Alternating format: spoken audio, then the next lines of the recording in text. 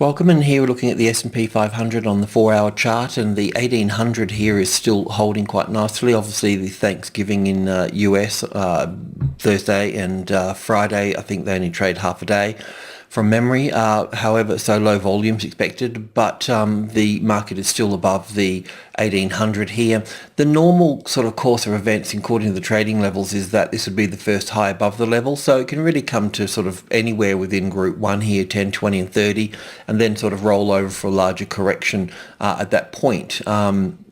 So there's a couple of counts that we can use in this scenario, and they're both quite interesting. One is that we've got wave, well, we'll just go with this one that I've written here. We've got 1, 2, 3, 4, 5 here as wave 1, and back for wave 2 here. So we'd see a wave 3 up, then a 4 and a 5. So that's one scenario. The other scenario that we need to keep in mind is that this is just the wave 3 to the upside here as such, and we'll be looking for a wave 5 of 5 over here, and looking for a 5-wave sequence anywhere, between the 1810 and the 1820. Yeah, that's that. So if you're long here, we've had stops under the 1800 here, that's fine. Look to add on top of the 1810, but expect a little high above the level, then an ABC across it, then support on it, and go that way with it. As such, the Dow Jones, the US 30, is in the same boat as well with its pattern through here. The stock market hasn't made new highs through here. The futures market has, so when the stocks open, they'll open with a bit of a bang on the Monday. So if this closes higher on the Friday, then our local market, may follow that as well, and we'll be looking at that in a moment. But the strength is there, and the idea with the Dow was to move in on the 16,100 as support, and scale in through 10, 20 and 30. That's what you'd be doing there, and looking at 200, 16, 2 to the upside.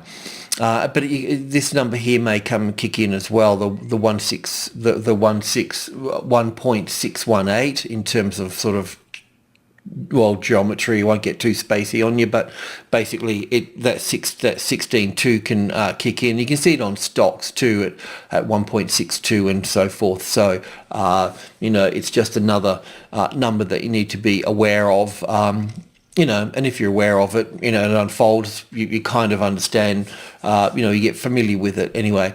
One of the other things that I've noticed here too is that is the NASDAQ or the Tech 100 moving higher as well. So this is just a 2-hour chart here for the Tech 100. Now, the current market where the Dow Jones and the S&P 500 are is we've got this little 1, 2, 3, 4, 5 that we've been looking at, okay, and then those markets are in this pattern here, and you can see that this has moved all the way up through here, so it's much further ahead in the curve. The stock market for the Dow and the S&P they haven't made new highs yet. They're still in here. Obviously they're closed, and the futures market for the Dow and the S&P have moved a little bit higher through here. But this tech stock here has moved all the way up through here. So, this is leading. So we should be able to, we can look back at this when I've had wave 1 up here and wave 2 here. It makes this look correct. So coming back into, where are we here? Coming back into this scenario, because this little thing here is what I was talking about. So we got up for 1 and back for 2 here. So this can really move up, substantially. So that's that. The European markets, well, the FTSE's really lagging. I've just got to fix this. Excuse me. Okay, the reason that this crashes is because it's there's too much in the storage where all the chart files are held, so I need to clean those out. But you'll also need to clean out too the contract months that expire as well. So you need to find the storage folder. Alrighty, for the FTSE 100. like the Australian market, it's sort of not really getting up there and so forth. But we understand that the move is corrective, and we should see further upside coming as well. But I just don't think that the downside is finished just yet as well. The 6650 here, the midpoint is obviously the line in the sand. The move up here appears to be corrective. So just allow this to play out a little bit further through here. This is the DAX here. But anyway, just coming back to this, give it a session or two, especially on the Monday, to allow that to become the support or the resistance and take it from that point there. The DAX has obviously been a different story, and we've been looking at being long on this nice support through here, scaling in through 10, 20 and 30, and then adding on the 50. And of course, getting through group 2, and the next highest number is 94 here. So taking profit at 94 is the go, and then there'll be a move higher as well. There may be a little move lower first in terms of an A and a B and a C here, but then a move higher into here, then some type of correction within within group 1 being resistance, group 2 being support, and 94 being the balance line. But looking for that 3 wave or some type of correction, but normally in three waves. Have a look at its history, how it's been having its corrections. You pick up its sort of fingerprint in a way, and expect that across this level here, and then we'll look to go further up to the upside there. The Australian market, well, I've had a little bit of trouble in trying to work out what was actually occurring here, but I have labelled this as a 5th wave here, an A and a B and a C. But I just want to look at the futures market, which is this chart here. And the interesting aspect about this chart is that this high here is higher than this one here. So when we sort of compare this back over, this is a 2-hour chart and this is a 4-hour chart here, but this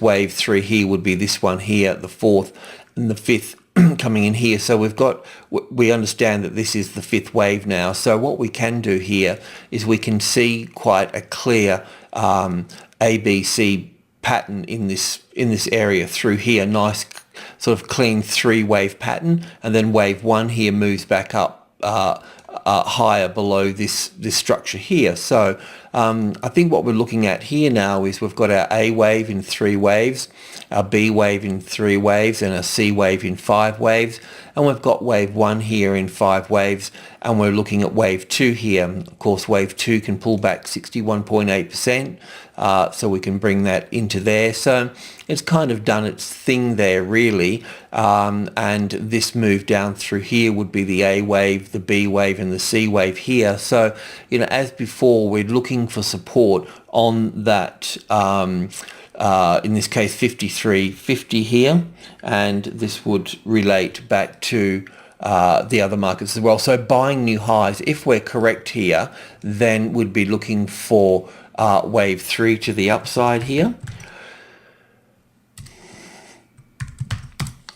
and it would be longer than this structure here. So it would be this structure plus another 60% on top of that as well. So what we can be looking at is certainly taking out these highs here, and moving up to the 5,500 here. So this can turn out to be quite a nice trade through here. So I suggest sort of paying attention and looking to buy any new highs, building a trade and keeping the stops under here. Now, this market does follow the FTSE, and the FTSE has rolled over and it's still looking weaker as well. So we may get another move down through here, but everything's really reasonably set for a move higher here, and the wave 3 would move quicker than wave 1, so it would be longer and stronger coming up through here, taking out these highs here if correct. So looking to buy on 53, 55 as support, or 53.53, the top of group 1. 65, 72 and 80, all those numbers. adding more on 54, and of course this is also, if this is correct, then we're going to see stocks push up as well. All stocks at the moment are looking quite sort of bearish, so it's a bit sort of tricky to get involved in them on the long side, but there should be a few there. CBA's pushing up, and the others will likely follow. The other sort of flow of the market too would be seeing if Friday is positive today, then it will follow through on the Monday and a little bit on the Tuesday, and then on the Wednesdays and Thursdays we get a lot of news events. So there's a lot of choppiness in the market in those days there, and then pushing up again on the Friday and the Monday again. So that's what we're kind of looking for, to sort of, if we do see strength today, you want to build in on the long side today and Monday, and even tonight would be worth looking at as well. Putting some orders in, set them if you have to, but looking to build some trades in on Friday and Monday, and even Tuesday and Wednesday, getting a few in on some pullbacks and so forth, and then rebuilding again on the Friday and the Monday if that's the case. That's what you'll need to do to catch this trend to the upside. The other interesting thing too is the Shanghai market, or just to say the Chinese market, the Shenzhen and the Shanghai comp are all pretty much the same. But what we've been looking at through here before, if you recall, maybe last week or so, we were looking at this being an ABC correction through here, and the C wave would be in 5 waves like it is. And then we were also looking at the volume too. We'd seen this moving down here. We could see the volume was moving lower, and we pretty much pegged the low here, and then we've seen our first move up on this higher volume through here, and that was all good. We know that we're running into supply through here, and then we moved into a corrective phase through here, but the volume was diminishing, so we know there's no sellers there as such, just a bit of profit taking, and now we're seeing a move stronger up here. Now this move can just continue to move up higher through here like this, or we will see on a smaller scale, we'll see this is a little 5-wave structure. This high is at 2270, I think. Yep, 2270. So 2272 is be the resistance there. So we may see a little corrective pattern coming back in, testing this support here before we see further upside coming from that point there. So slight resistance in this area, or it may just push through. Either way, we're in a bullish trend here for China, and hopefully this will ignite the ASX to push to the upside, and also give a bit of support for the Australian dollar as well. Even though the RBA are talking it down, the market will find its own way and eventually push up as well. So there we go there. Let's have a look at commodities. Okay, starting with gold. For the gold followers, you know that we've been looking for wave B in 3 waves at the 61.8 retracement level of wave A, and now we're looking for wave C to move to the upside through here.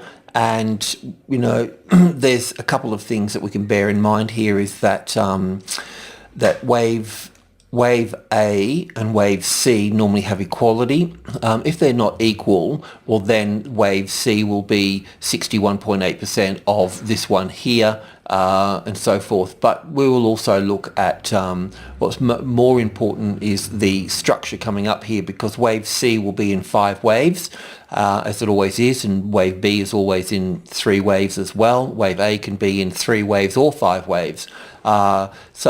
Anyway, we're looking upwards. We're looking, up into this area through here. So one step at a time. Let's just, as I mentioned the other day, you can go along on the 1240 support if you wanted to, and look to add on top of the 1250. And by the time it gets to 1250, it will obviously have a reaction at the 1250, and there'll be some type of, pattern across that particular level through here in terms of coming up and working through it, so to speak. But it should get up there. If it does do that, then we can be looking at this level up through here as well. So anyway, it's probably better to trade gold long than silver, because silver's a bit more sluggish on it. Well, silver's been a bit weaker. It's just weaker. So it's moved down lower to the old lows here. If it finds support on 1972, if you can get that, well, then you can go along from that point as well. But like I said, you're probably better off trading gold, or maybe spread the bet across both of them. The copper market has moved into a new contract month, the March contract month. So has wheat and corn. So that's why it looks a bit sort of shady through here. But still, we're still looking at the same pattern. We're looking at an A wave and then an A, B, and C here. 61.8 retracement level for the B wave, and we're looking for a C wave to the upside for wave 4 here. So we know that we're in a wave 4, or at least we know that we're in a correction here because of this first particular structure here. So we know that in time we'll make new lows below here, but the thing is that this can turn into a larger triangle across here. Anyway, let's see how we go. One of the main points here is that the 320 needs to become the support, and if we can get the support on the 320 here, if we get tested support here, then we'll go higher from that point there. We do have a sort of a 3-wave correction here. We may even get a new little low in through here. But look, the main point is that we're not going to know until next week. But if we can get support here, then it's going to support the materials sector. But as it stands so far, this move up here is a corrective move, so it certainly can roll over, and while it's below 320, it's in a negative bias as well. So we just want to give it a bit of time to see which way it dances, and if all being equal, then in the bigger picture we'll see the support on 320. But you wouldn't trade long under that. That's what I'm trying to get to, because you're exposed to unnecessary risk.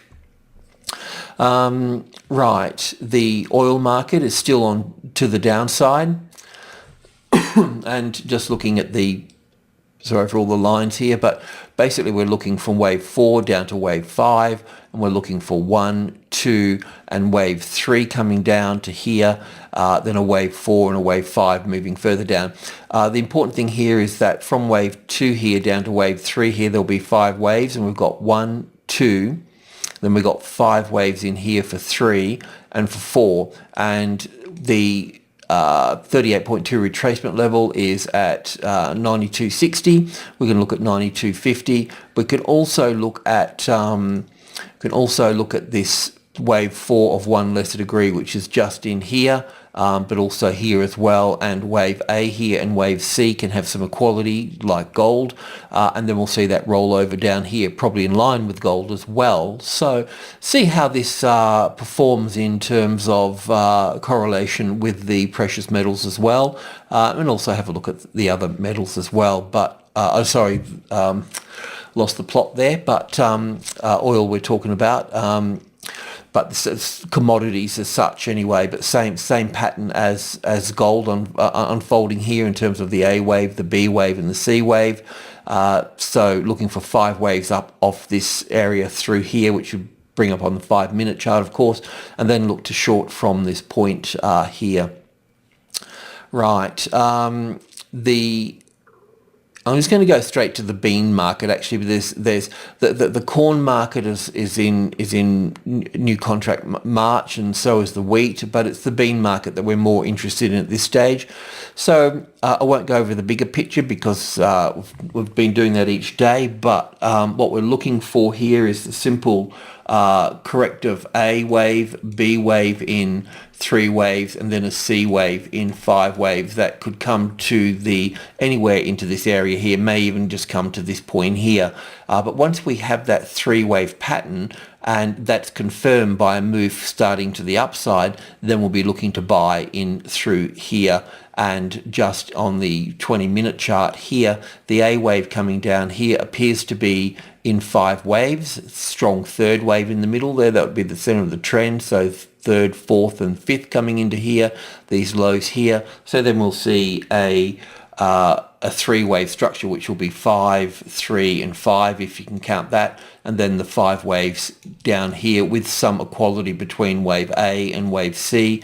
But wave C should be on more of an angle than wave A, and if that's the case, that helps you confirm it. That's the personality of the wave structure, and then we'll be looking to go along from that point there. So let's just see how that unfolds. Yeah, so that's that really. Alrighty, let's have a look at FX. Okay, the US dollar, we're obviously on the 1 hour chart, but looking at this market moving down, we can see that the bounces are quite sort of strong. So we know that it's, and they're overlapping, so we know that it's corrective. However, there can be a new low coming in below the 80-50 area through here, while the market is below the 80-72 here, or group 2 rather, or the 72, then we have to consider it weaker and the euro stronger. So expecting a little move down through here, which would see the euro to the upside. So the euro here, just on the 5-minute chart here, this pattern across here is corrective. Yes, it can come down in terms of an A wave, a B wave and a C wave through here before it heads further to the upside, or it can just come straight off, off here. So in that particular case, you want to look to the long side. If you want to play it a bit safe, then the midpoint here, or the 5, the 136.05, look for support on top of that. You could even do it on 3 if you wanted to drill in a little bit there as well. But basically building a position in however you see fit to the long side through here, and looking to the higher side up here. There will be resistance at 10 and 20. You can build on 10 and on 20.